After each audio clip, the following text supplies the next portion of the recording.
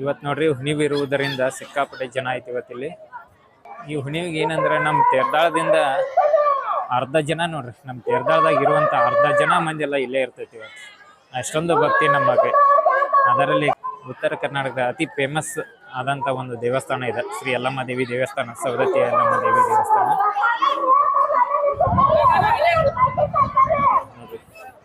ದೇವಸ್ಥಾನದ ಎಂಟ್ರೆನ್ಸ್ ಇದು.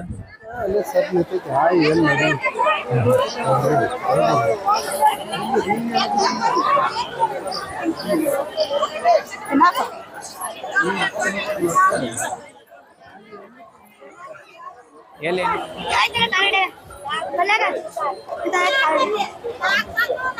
ಇವತ್ತ ದೇವಸ್ಥಾನದಲ್ಲಿ ನಮಗೆ ಯಾರಿಗೂ ಎಂಟ್ರಿ ಇಲ್ಲ.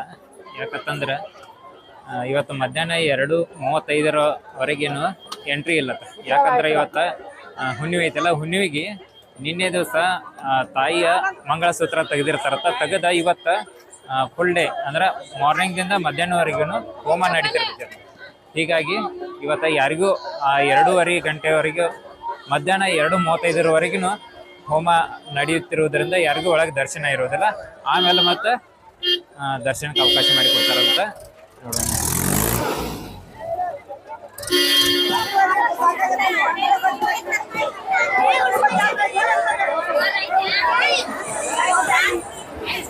ಇದು ನೋಡ್ರಿ ಯಲ್ಲಮ್ಮಗುಡ್ಡದಾಗ ನಮಗೆ ಬಂದಾಗ ನಮ್ಮ PUC ಫ್ರೆಂಡ್ ಇವರು ನಾಗೋ ಕಂಬಳೆ ಐತಂದ.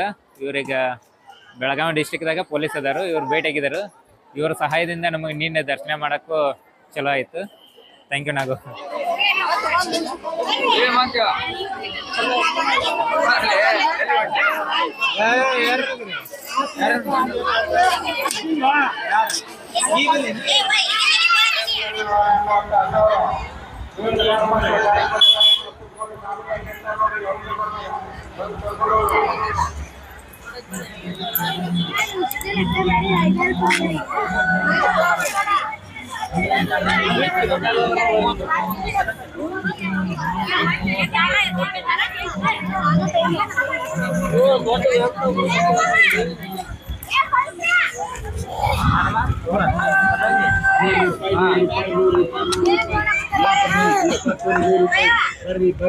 ಬರ್ರಿ